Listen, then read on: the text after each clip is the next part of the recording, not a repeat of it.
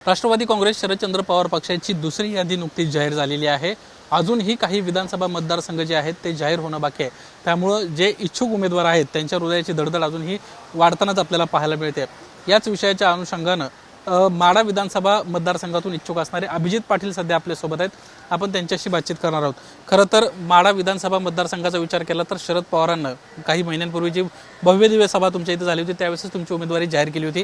अद्यापही तुमची पक्षाकडून उमेदवारी जाहीर झालेली नाही। त्या काळामध्ये माननीय देशाचे नेते शरदचंद्र पवार साहेब यांनी पंढरपूर मंगळवेढ्याचे संकेत दिले होते आणि आता त्या ठिकाणी मी माढ्यामध्ये त्या ठिकाणी इच्छुक आहे आणि माढ्यामध्ये साहेब शरदचंद्र पवार साहेब असतील, जयंत पाटील साहेब असतील, जिल्ह्याचे नेते विजयसिंह मोहिते पाटील, महाराष्ट्राचे माजी उपमुख्यमंत्री आमचे खासदार असतील, हे सर्व नेते मला खात्री आहे की मला उमेदवारी देतील आणि या ठिकाणी मी माढा विधानसभेमध्ये निवडून येईल आणि हे सगळे नेते त्या ठिकाणी मला संधी देतील। परंतु ज्या पद्धतीने मधल्या काळात ऐन लोकसभा निवडणुकीमध्ये तुम्हाला भाजपमध्ये जावं लागलं किंवा भाजपला पाठिंबा द्यावा लागला होता, हे संपूर्ण महाराष्ट्रानं चित्र पाहिलेलं आहे। असं असताना पक्ष तुम्हाला उमेदवारी देईल असं तुम्हाला वाटतंय का? नक्कीच मी आपल्या या माध्यमातून की जी मागं झालं ते का झालं, कसं झालं हे सगळ्या महाराष्ट्राला माहिती आहे, नेते मंडळीला देखील माहिती आहे। परंतु त्या ठिकाणी हा निर्णय कधी ना कधी तर घ्यावा लागणार होता।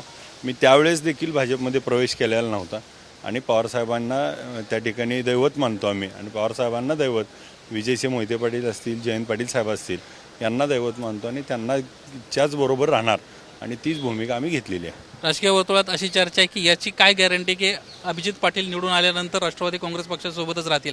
सध्या आपण पाहिलं तर अनेक उमेदवार असे आहेत की आधी एक निर्णय घेतलेला आहे, नंतर एक निर्णय घेतलेला आहे आणि तुमच्या बाबतीत तर एक उदाहरणच डोळ्यासमोर आहे। नक्की मी आपल्या या माध्यमातून हे विश्वास देतो की माननीय देशाचे नेते शरदचंद्र पवार साहेब ज्यावेळेस सगळे सोडून गेले होते तेव्हा साहेबांच्या सोबत मी होतो आणि या ताकदीनं मी त्या ठिकाणी केलं तेव्हाच माझ्यावरती काही कारवाई झाली।